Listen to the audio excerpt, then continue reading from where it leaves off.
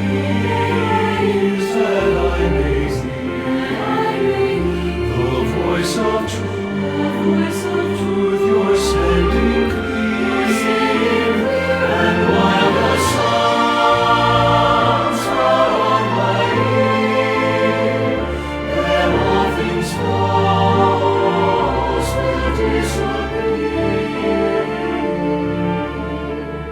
Open my ears and let me hear.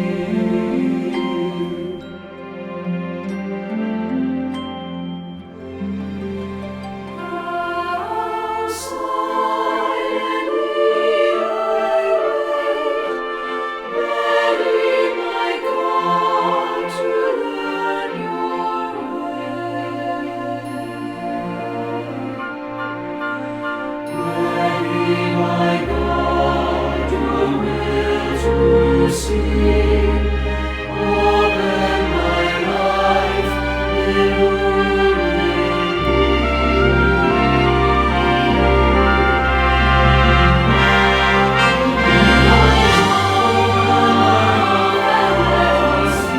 Let me see. Lord, take my song in offer me. Open my mind, open my heart, restore my joy.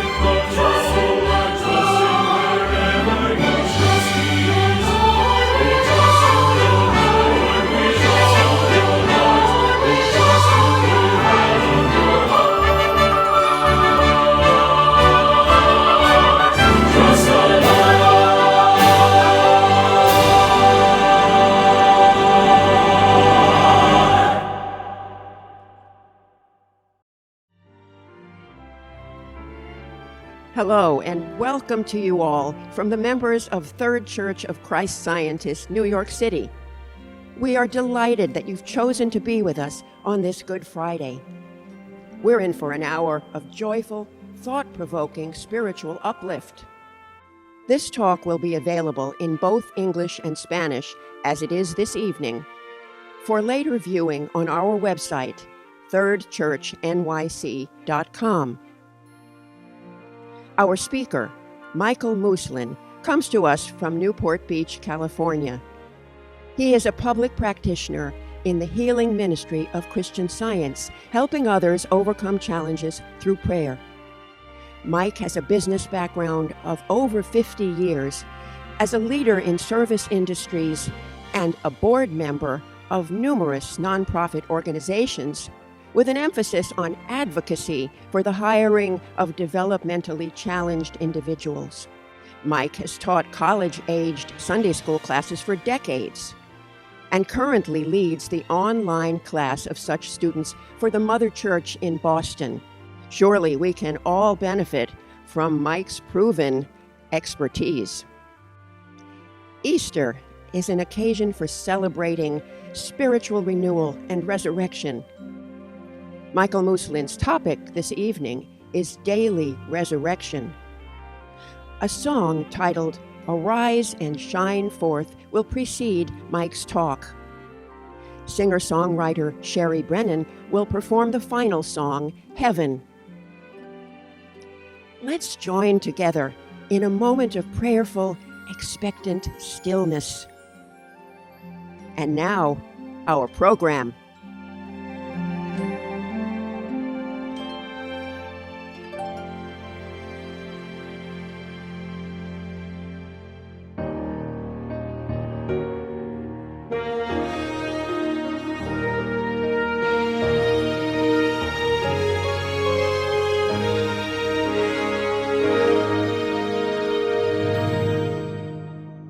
A glorious dawn o'er all the world is breaking.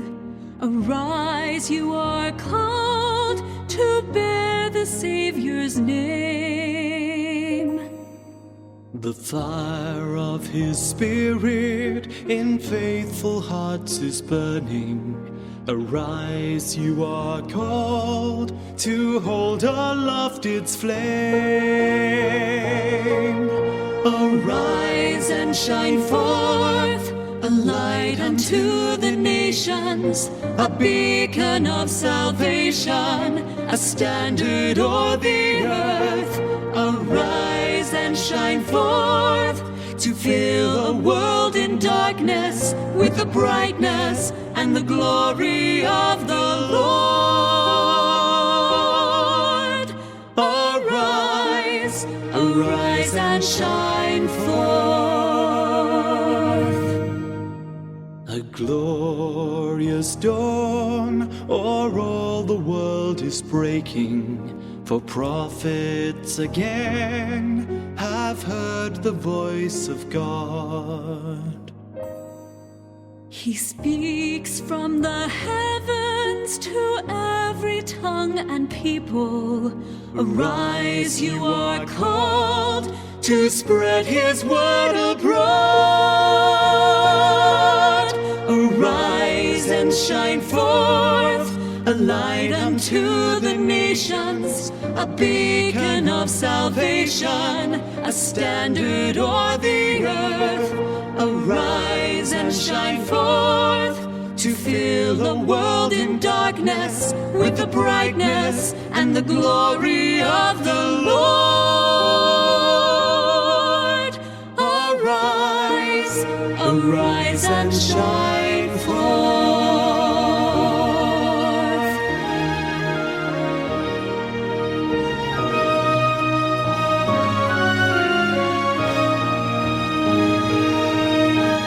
Glorious dawn o'er all the world is breaking. The hour is at hand when Christ will come to reign.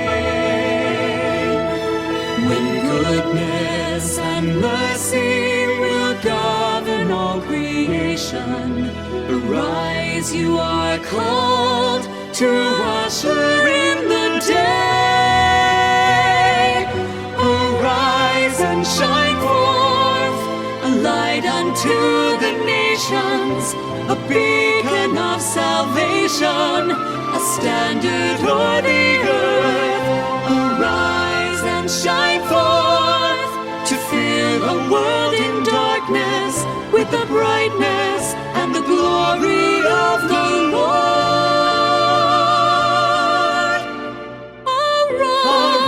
Arise, arise and shine forth, shine forth, shine forth.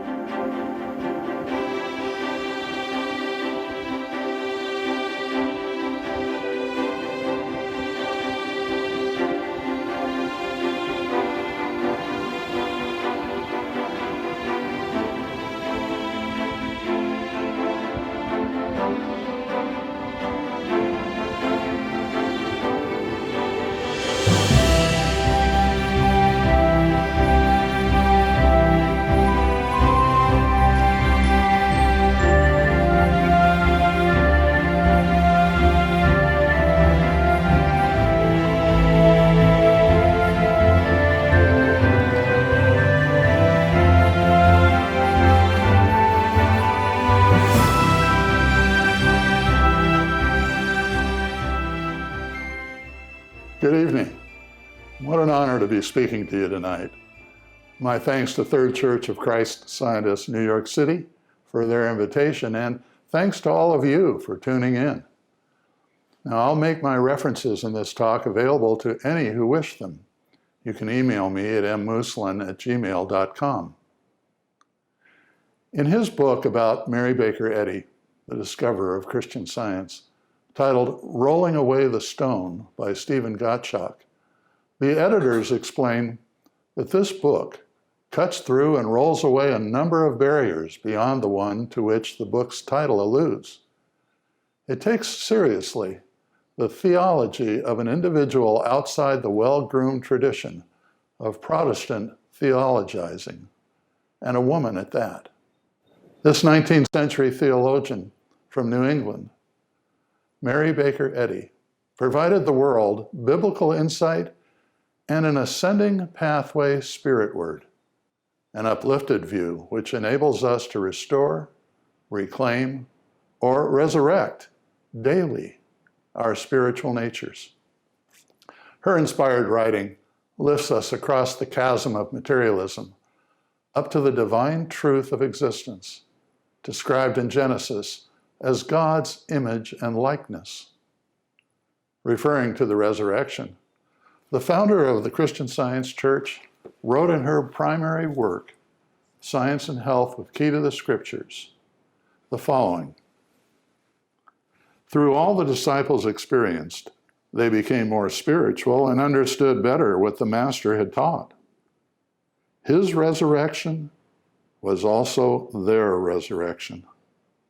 It helped them to raise themselves and others from spiritual dullness and blind belief in God into the perception of infinite possibilities.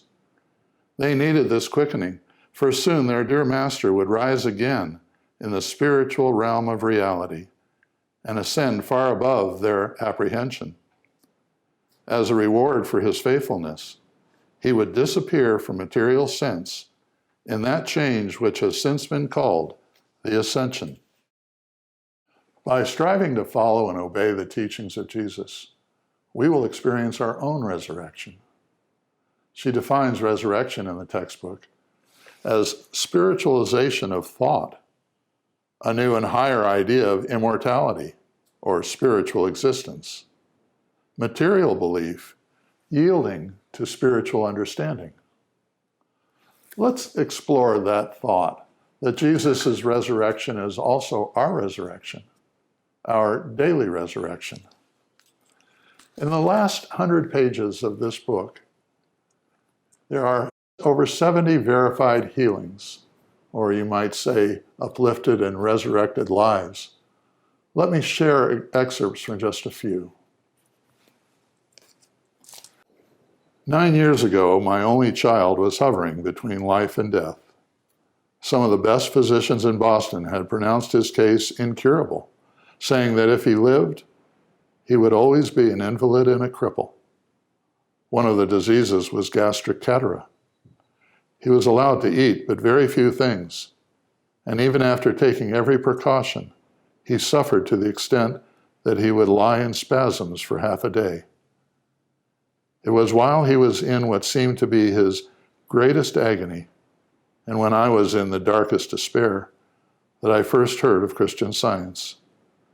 I was willing to try anything to save my child, and the following Friday evening I attended my first meeting, which was the Mother Church of Christ Scientist.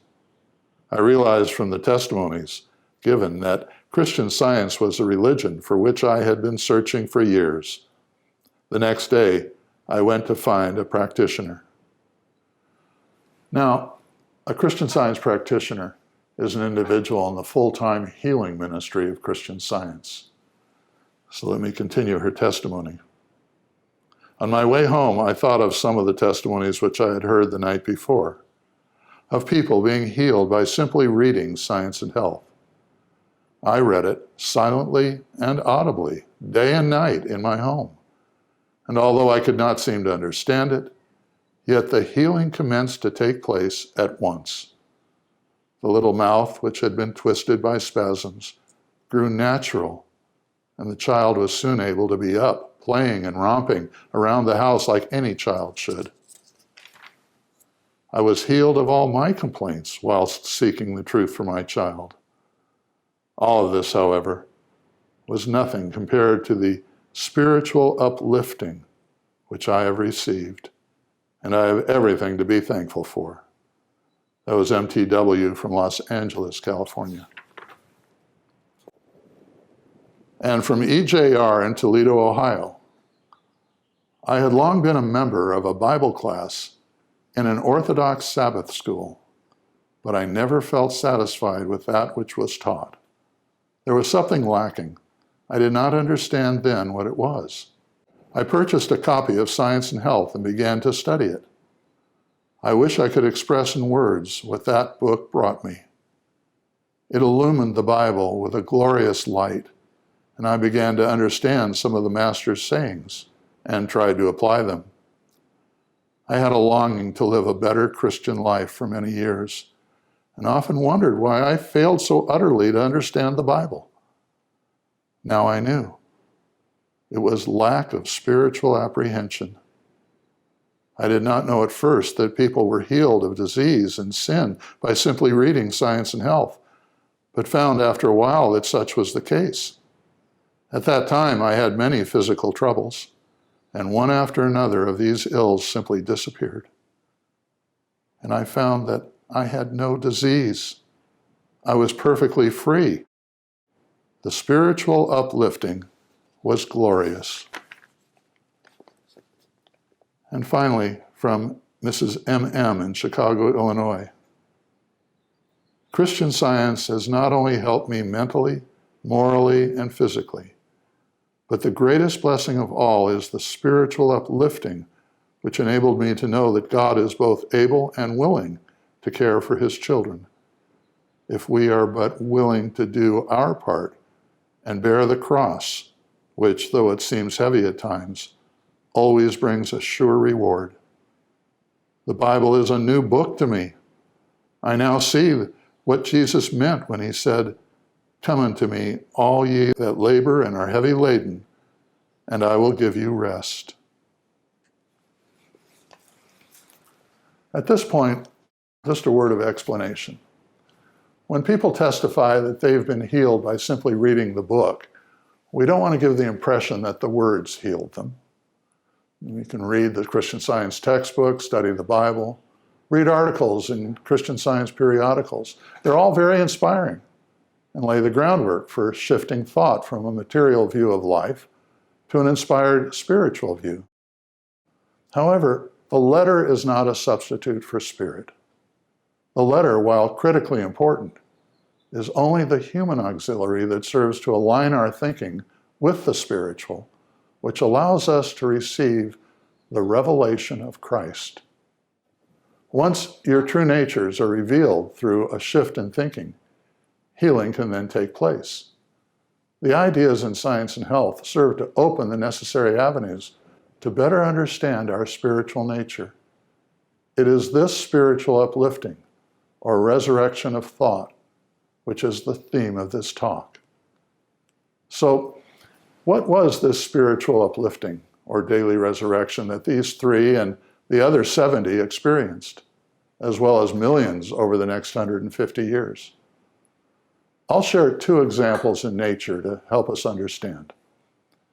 One year, while my wife and I were on our way to Vermont from New York, we passed through the northwest corner of Massachusetts and stopped in West Adams at the Massachusetts Museum of Contemporary Art, known as MassMoCA.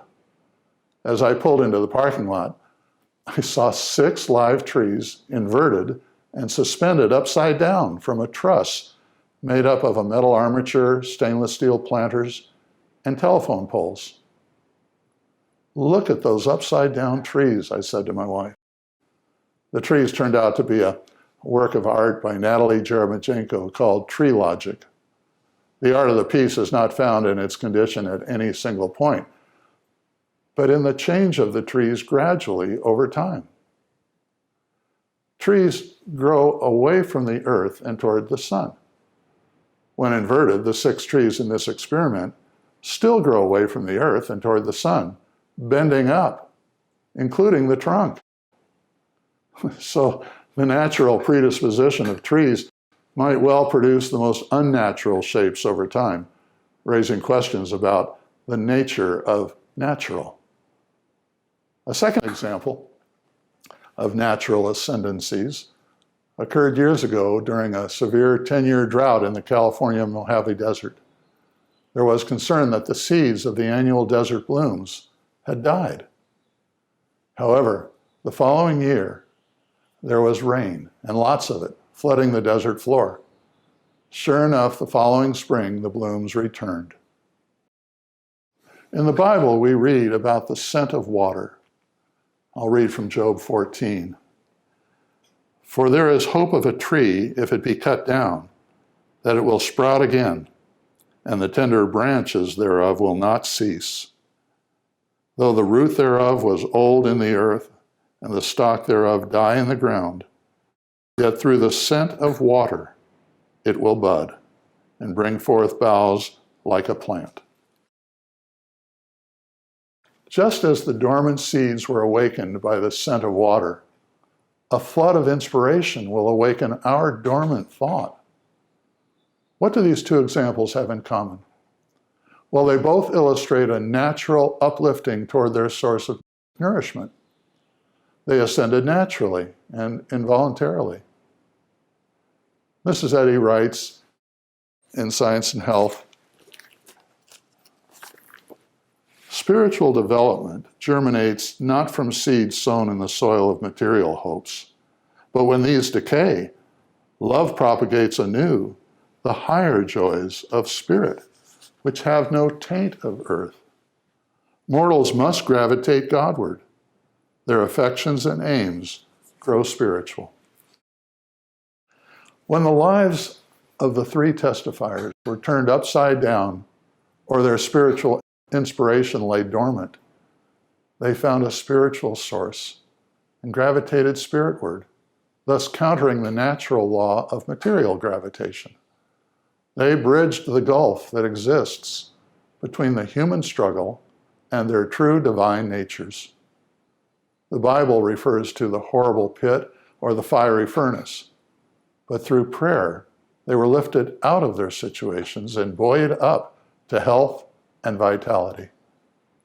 Those testifiers, along with millions of others touched by the risen Christ, were released from the earth weights of material gravitation, holding them down, and found the scent of water and the sunlight of truth, which began their ascending path of spiritual discovery, a life reclaimed and resurrected.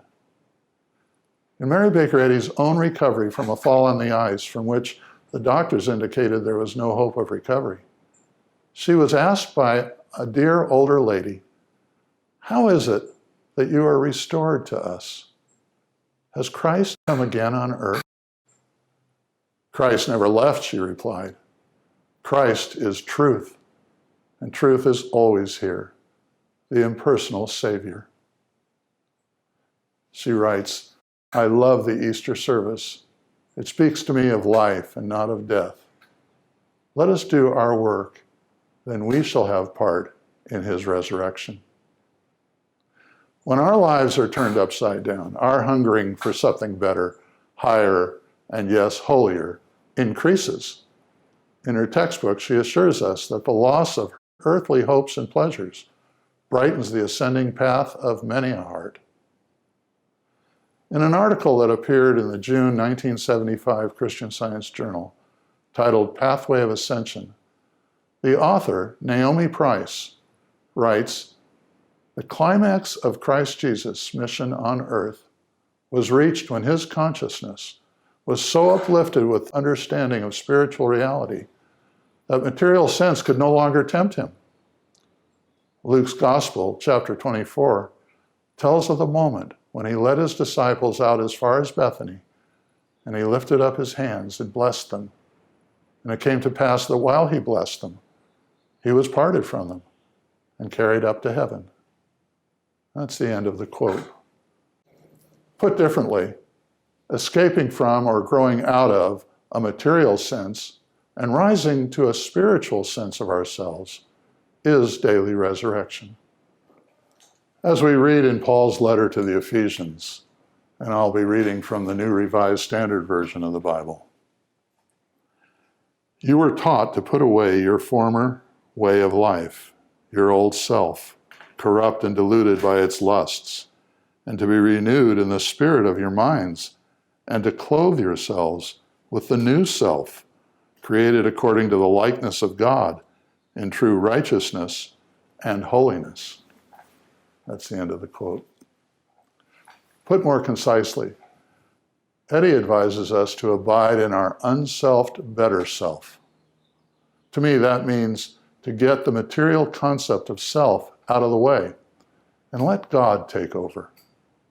Here's an example in my own experience. Some years back, we took a family vacation to Cabo San Lucas in Baja California, Mexico. At the tip of Baja, where the Pacific Ocean meets the Sea of Cortez, the waters can be very rough, to the point that swimming is not permitted on the Pacific Ocean side. However, on the Pacific side, where our hotel was located a rocky ridge that people can climb over to get to the peaceful Sea of Cortez side. My grandson and I set out to do just that. He easily made it up over the rocks, however, weighing quite a bit more and carrying shoes, towels, and swim gear. I was unable to do it. I have swum around the tip before in calmer conditions, but this time I decided to make a run for it around the rocks while the waves recessed. It was not my best idea. When the waves came in and before I could make it around, they picked me up and took me out to sea. I felt like I was inside a washing machine. Within a couple of seconds, I was about 150 feet out into the deep. No sooner was I dragged out to sea than I was violently thrown back into the rocks.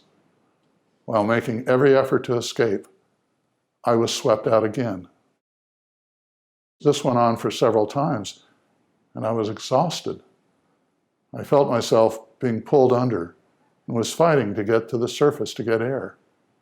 I kept fighting the waves, but to no avail. My strength was being depleted, and I felt myself passing out. There appeared to be no way to escape. It was then that my thought reached out to God. I remember what came to me. "Lead me to the rock that is higher than I." That's from Psalm 61. I repeated this several times, and while at first it was a plea, it finally became a declaration of fact. The thought came to me to go down to the ocean floor and crawl further out to sea. instead of trying to stay on the surface of the water and swim toward the shore. How could doing the opposite of what would be the normal inclination help me? Yet I was obedient to this inspired thought. With what little strength and breath I had left, and grabbing the sand, I crawled 15 or 20 feet further out. Then I passed out. The next thing I knew, I was on the beach on the Sea of Cortez side. Evidently, as I crawled further out, the waves shot me back at a different trajectory to the other side of the rocky ridge. When I regained consciousness, two very kind locals were helping me, along with my grandson. I was in pretty bad shape, and they were, in their own way, nursing me, cleaning me up and staying with me till I could gain a sense of control again. My grandson and I repeated lines from familiar hymns, and he supported me until I was able to get up. We caught the next water taxi, and together we walked back to the hotel. Shortly after this event, I recalled what a Christian Science friend once told me. He said, if you want the spiritual solution to a problem, simply reverse the material claim. As an example, if the thought comes to you, I am going to die, reverse the words in that sentence and declare, I am coming to life. During that experience in the ocean, I came to life, to the recognition of my spiritual reflection of God, who is all life. By doing the opposite of what the human reasoning was telling me to do, I listened to and followed the inspiration that became answered prayer, resurrection in my daily life. Later on, I found the following statement in Science and Health, which resonated with me.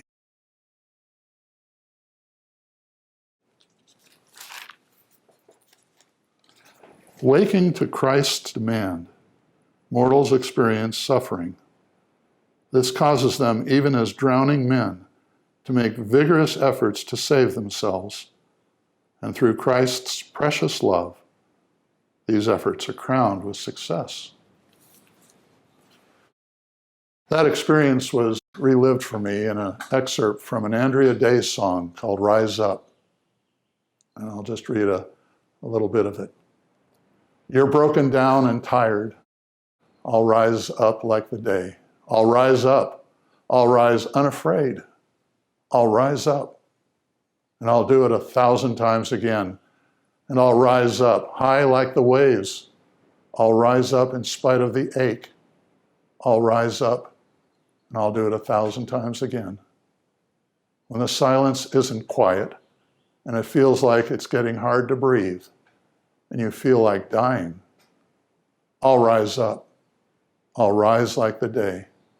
I'll rise up. I'll rise unafraid. I'll rise up, and I'll do it 1,000 times again. What is the secret of rising up? Well, let's shift the subject then to humility, the key ingredient to taking part in our daily resurrection. In Luke 14, again in the New Revised Standard Version of the Bible, Jesus teaches us about humility. Starting at verse 7, it was when Jesus noticed that all who had come to a dinner party were trying to sit in the seats of honor near the head of the table. He gave them this advice. When you're invited by someone to a wedding banquet, do not sit down at the place of honor, in case someone more distinguished than you has been invited by your host. And the host who invited both of you may come and say to you, give this person your place. And then in disgrace, you would start to take the lowest place. But when you're invited, go and sit down at the lowest place. So then when your host comes, he may say to you, friend, move up higher. Then you will be honored in the presence of all who sit at the table with you.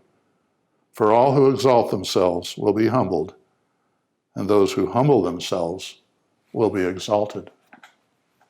So unselfing our better self starts with humility. In the 4 versions of the gospel, there are 28 illustrations of healings by Jesus, In many of them, humility is one of the key characteristics displayed by those healed. And it takes humility to realize you need help and be willing to reach out for it. Recall the woman with the issue of blood, unclean, who on her knees reached for the master's robe. Or Mary Magdalene, pouring oil on his feet and washing his feet with her tears. The nobleman's dying son and Jairus' daughter, both raised from the dead. The palsied man lowered down through the tilings. Or the Canaanite woman whose daughter was grievously vexed and begged simply for the crumbs that fell from the master's table. All of them displaying with humility a hungering for something better, holier, higher than their present circumstance. This is what his resurrection means to me, that anything can be new again. Every day is new. The resurrection means that there is nothing so final that it prevents us from starting over. It's never too late to begin anew. No failure is final. No offense is unforgivable. There isn't any loss that can't be recovered. Eddie writes that we can be brought into no condition where divine love has not gone before us and its tender lessons are not awaiting us. In the resurrection, there are no doors that are forever closed. The resurrection assures us that God never gives up on us, even if we give up on ourselves. As Psalms 96 states, "Sing unto the Lord a new song. Tell of his salvation from day to day." One Christian minister wrote that believing that Jesus rose physically from the grave, but also, and perhaps even more importantly, to believe that no matter our age, mistakes, betrayals, wounds, and deaths, we can begin each day afresh, innocent again, a child, an infant, stunned at the newness of it all. Resurrection is not a question of one day after death rising from the dead, but it is also about daily rising from many graves within which we are so often finding ourselves. How does belief in the resurrection help us rise from these many graves?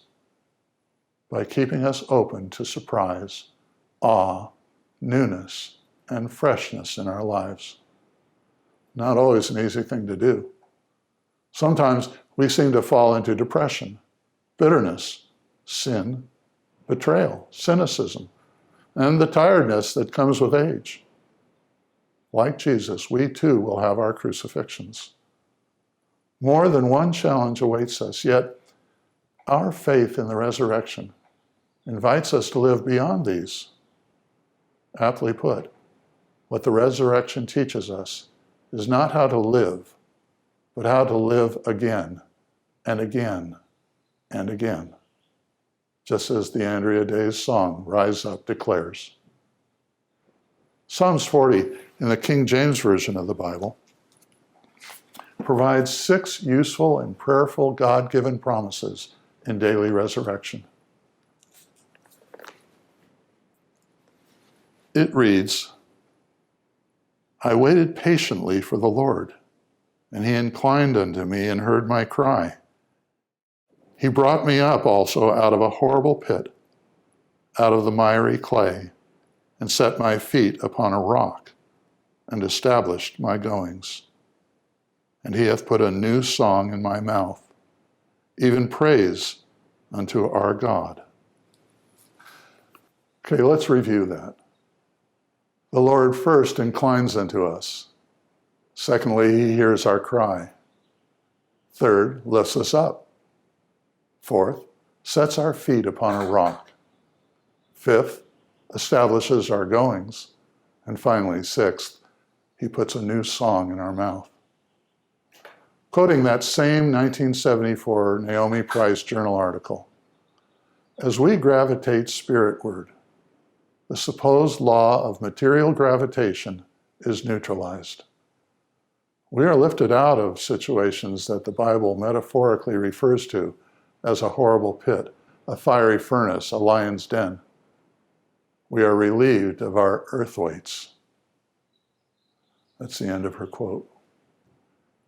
I mentioned examples of people who in their humility were raised from their many graves. We need not look any further than Jesus' parable, which defines humility, that of the prodigal son who spent all of his inheritance on riotous living, and finally turned from feeding swine to his Father, and was then resurrected to his rightful status as sonship. It is interesting to note that when the Son was a great way off, the Father saw him and ran to him. 3 historical Bible characters, 2 of which God selected and resurrected from their lowest points in life, stand out to me. I refer to Jacob, Moses, and Mary Magdalene. Now, Jacob was hiding from his twin brother Esau, from whom he stole his father's blessings. He was known as a trickster, illustrated by his outwitting his uncle Laban to marry both of Laban's daughters. Then Jacob moved on, and as he approached his home territory, he knew there would be a confrontation with Esau, his wronged brother. He heard that Esau had set out looking for him with 400 men, and he was afraid. That night, standing alone by the river Jabbok, a solitary man approached Jacob and began to wrestle with him. They wrestled and fought all night, and neither could get the upper hand. Then the stranger struck Jacob in the hollow of his thigh, and Jacob's hip was dislocated. But Jacob held on. The stranger told him to let go, but Jacob demanded a blessing before he would do so. "What is your name?" asked the stranger. "Jacob," was the response. "Now it is no longer Jacob, but Israel," said the stranger, confirming his resurrection day, since Jacob knew that he had seen God face to face and lived. He became the father of the 12 tribes of Israel. Then we come to Moses, a fugitive wanted for murder of an Egyptian, hiding out as a shepherd at his father-in-law Jethro's place in the mountain of Horeb. It was at that mountain where Moses sees the burning bush, and God tells him, "The place whereon thou stands is holy ground." He was elevated to be a great leader who led the children of Israel out of slavery across the Red Sea and gave us the 10 Commandments. Quite a rise for both of these men, one from his humble status as a sheep herder, and the other from being a thief and con man. However, it is Mary Magdalene, to me, who represents the highest example of humility. She was seen at the Master's feet when she interrupted Simon the Pharisee's feast honoring Jesus, washing his feet with tears and sacrificing costly oil to show her contrition. This 13th disciple, as some have called her, was present during the crucifixion. First to seek Christ at the sepulchre 3 days later, and first to share the news of the risen Christ with the other disciples. Now, in all 3 cases, God inclined to them, heard their cry, lifted them up, set their feet upon a rock, established their purpose, and gave them each a new song. As is with so many other biblical examples, thought was lifted from a limited human concept of themselves to a spiritual revelation of a better self, a self referred to in hymn 20 of the Christian Science hymnal, which reads, "Be true and list to the voice within. Be true to thy high ideal, thy perfect self that knows no sin, that self that is the only real." And again in hymn 66, that higher selfhood which we all must prove. The question becomes, how? How do we rise up? How do we turn from a limited sense of self to access unlimited spiritual power? The answer is in reflection as opposed to reaction. Reaction is caused by an outside event or influence controlling our thinking. It creates fear, anger, pain, or pleasure. Reflection, on the other hand, is the thoughtful expression of God-given spiritual qualities of peace, love, kindness, patience, and compassion. Before allowing ourselves to unconsciously react to a word, an event, advertising, or news reports, we should stop. Listen for how we can express our better self, and in silent prayer, humbly seek divine inspiration. It requires developing the habit of asking, Father, what would thou have me to do? How can I respond with love? How can I see my fellow man better? How can I replace my dystopian view of the world and see myself and everyone else, as Mrs. Eddy puts it, fellow saints of a holy household? It really boils down to a daily, even hourly way of thinking. I decided one time to count the number of times the word daily, or each day, appeared in the writings of Mrs. Eddy. I was looking for things that I should be doing each day to be a better Christian and a better Christian Scientist. I found 23 of them. Examples include letting the reign of truth, life, and love be established in me. Not letting animosity nor mere personal attachment impel my actions. Having gratitude and love in my heart every day. Examining my thought to see if there was a deterrent to truth. To love my neighbor as myself. To do some good deed every day. To bless my enemies. To pray for peace. In other words, to follow Christ in our daily life. And again, you can email me if you'd like a complete list of the 23 dailies. You know, it requires a conscious daily effort to shift thought in order to free ourselves from the concept of a mortal separated from God and reveal the spiritual image and likeness we read about in Genesis, thus being at one with God, never separated. Every discord, every illness, every complaint has one thing in common. They all come from a concept of ourselves as a mortal with physical limits, separated from love, as opposed to our higher selfhood as the spiritual embodiment of love itself. Remove the limited sense of self, and those discords have nothing to attach themselves to in our thought. In other words, shifting thought from the material to the spiritual. I'll share a somewhat simpler and less dramatic example of how this works. It requires inspiration versus human will. Early in our marriage, and with a new baby girl, we felt it was time to buy our first house. At the time, monthly mortgage payments could not exceed 25% of one's monthly salary. Well, the only houses we could qualify for were rather modest tract homes. And with interest rates at that time, our payments were still going to be a reach.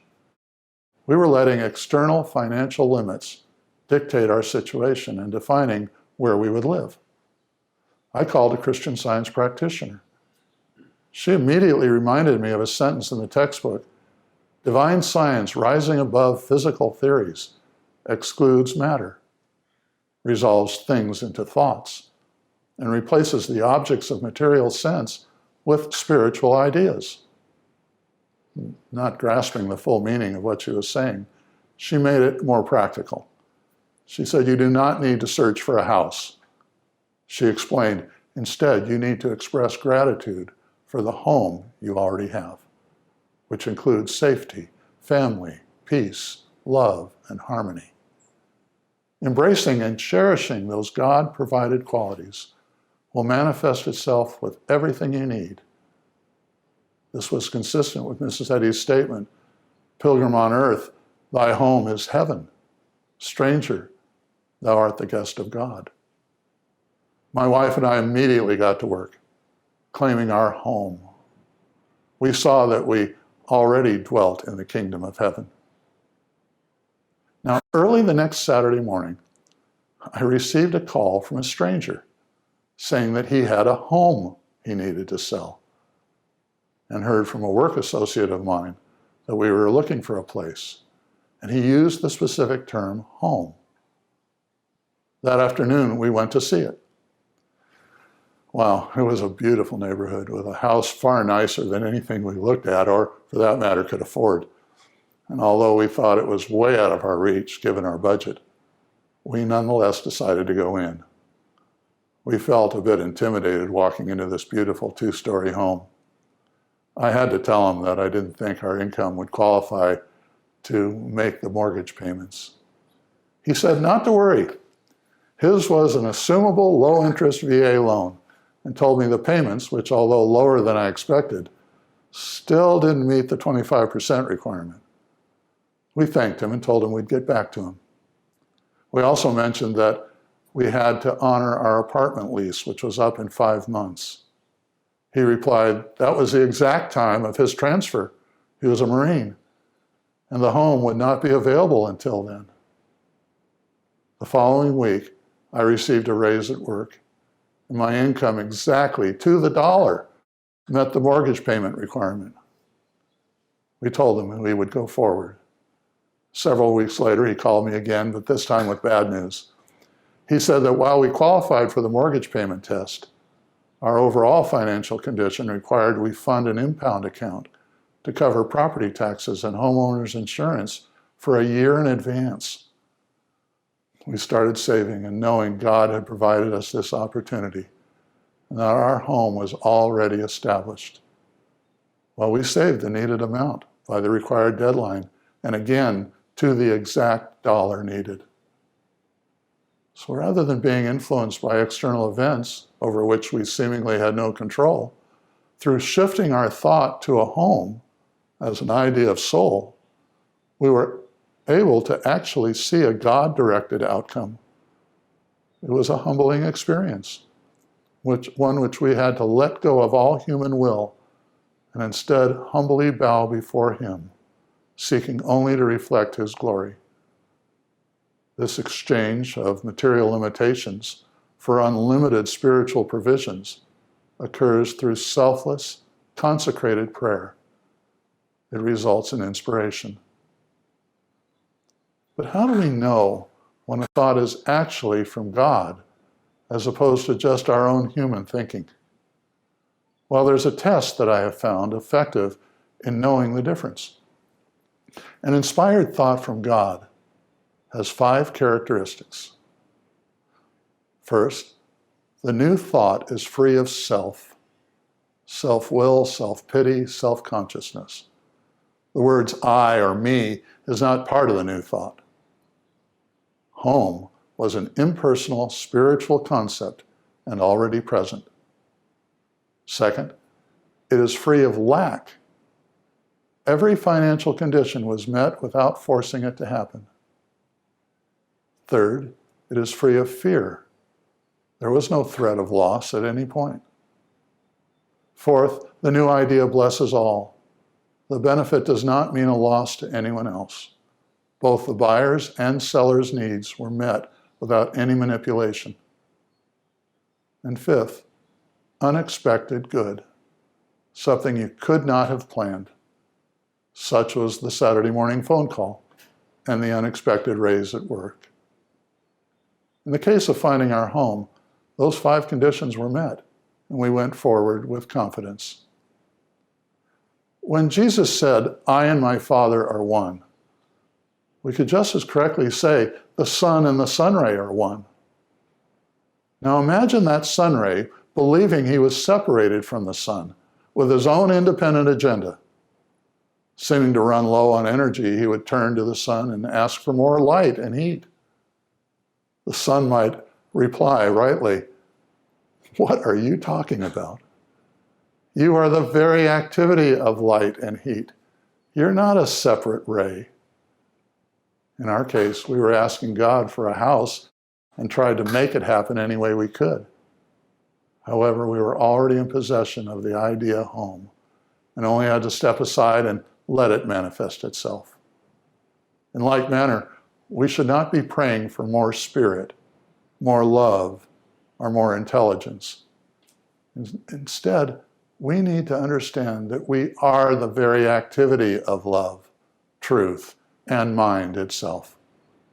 These are not external influences, but internal qualities that we express. from which we could never be separated. We as Christian Scientists understand such prayer to mean listening for the angels to speak to us, as they did to Moses and Jacob and Mary, as well as to Gideon and Saul and to David and countless others, including me on the ocean floor or in my search for our home. After all, the Bible tells us that God knows what we have need of even before we ask. All resurrection in our lives is in fact revelation to thought, which comes to us as inspiration, lifting us to see our spiritual, unselfed better self. It's the revelation of Christ to an enlightened human consciousness. And it requires humility to experience that shift in thought, to be lifted up and receive it. Our textbook teaches it is the living Christ, the practical truth, which makes Jesus the resurrection and life to all who follow him indeed. When we look to Jesus as our exemplar, we see this characteristic of humility from the very start, from his humble birth in the manger, his love for little children, his washing the disciples' feet, all the way to his entry into Jerusalem on a lowly donkey for the start of the most important week in human history. In John 3, speaking about the need to be born again, Jesus said, the Son of Man must be lifted up so that everyone who believes in him will have eternal life. Everyone? That must include you and me. As we hunger daily to have our part in the resurrection, like Jacob, Moses, and the Magdalene, we will find ourselves tending naturally to the infinite source of life. We are being drawn to the light of Christ with an irresistible attraction.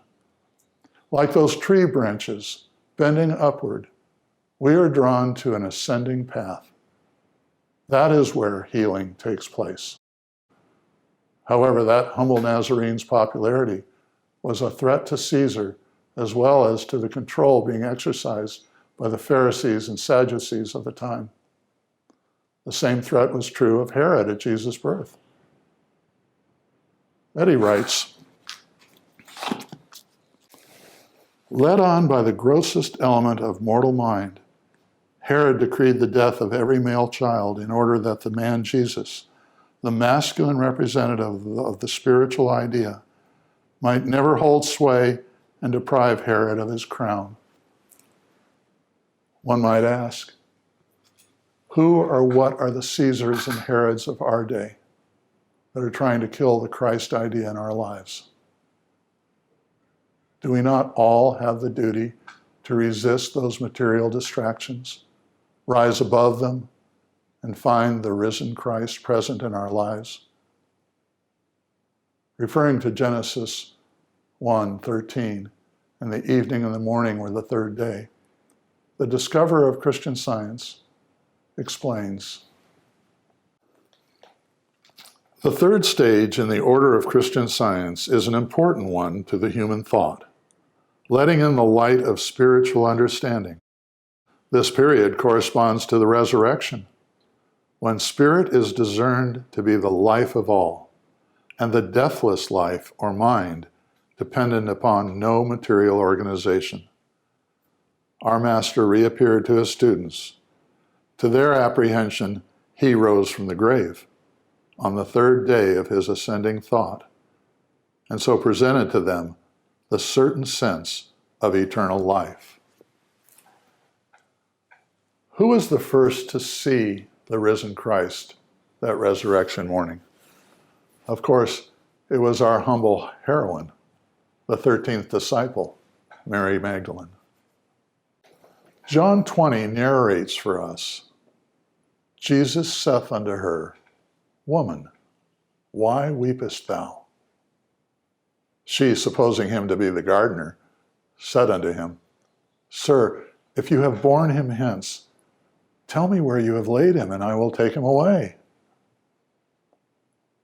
To me, then, what follows next is the most tender and profound response. Jesus simply says to her, Mary. She turned herself and says, Rabboni, which is to say, Master. As Paul asks in 1 Thessalonians, for what is our hope, our joy, our crown of rejoicing? Are not even ye in the presence of our Lord Jesus Christ at his coming? In a 1909 Christian Science Sentinel article titled Cross and Crown, its writer, Bert Miller, writes, when the command comes to us to take up the cross and follow Christ, truth, the following leads in an entirely opposite direction from the one in which we've been going. And when we come to put our uplifted desires into actual practice, it requires an effort much greater than we had anticipated. For we are now pulling against the current, battling with sense and self.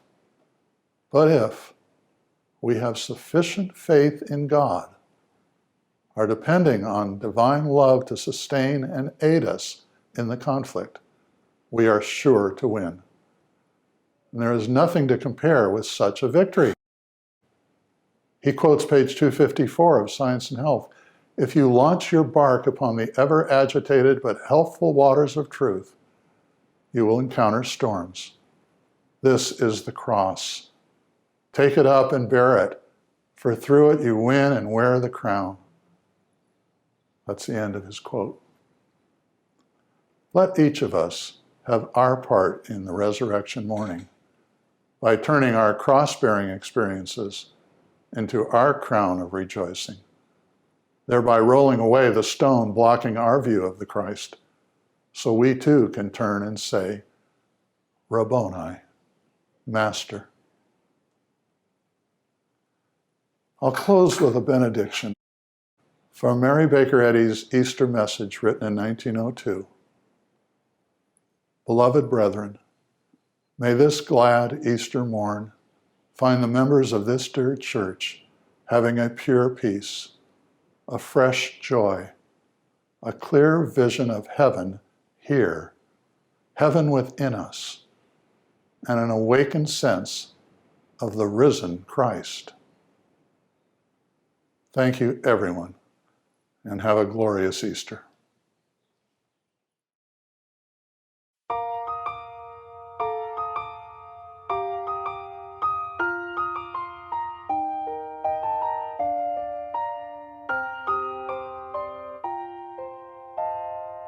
Heaven is a state of mind where thoughts of truth and love combine to form that perfect atmosphere where answers to a prayer appear. Heaven is that state of thought, a sense of peace that can't be bought with riches or a quest for things that have no part of angels' wings. 'Cause harmony and peace of mind are heaven with you all the time. And if you listen, you will find you don't have to wait for heaven. Heaven is that perfect spot where thoughts of God commune with us and tell us we must take the time to recognize the good in life. Heaven is that state of mind that only sees what God designs, a gentle smile, a puppy's kiss, the sort of things we sometimes miss. And we don't have to sigh and wait for heaven at some future date. Those angel thoughts that keep us straight are telling us that we're in heaven. Heaven is a place that we can go, no matter what the world may do to keep our progress slow. Whenever we commune with God in prayer, we feel love and we're in heaven. Heaven is that state of mind when you've done something good and kind and lead you to those gentle thoughts, the very ones that Jesus taught. Heaven is that state of grace where cares and worries fade away, and we begin to understand the unity of God and man. 'Cause heaven is the here and now. It's something real that can be found wherever peace and love abound. You don't have to wait for heaven.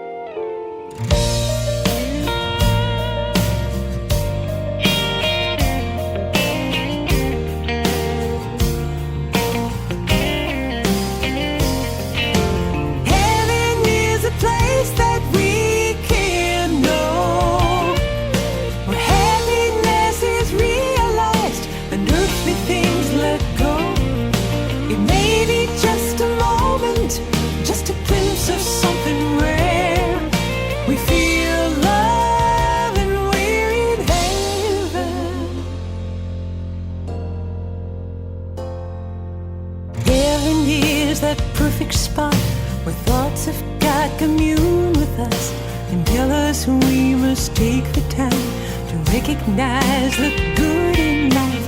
Heaven is that state of mind that only sees what God designs. A gentle smile, a puppy's kiss, the sort of things we sometimes miss. 'Cause harmony and peace of mind are heaven with you all the time. And if you listen, you will find you don't have to wait.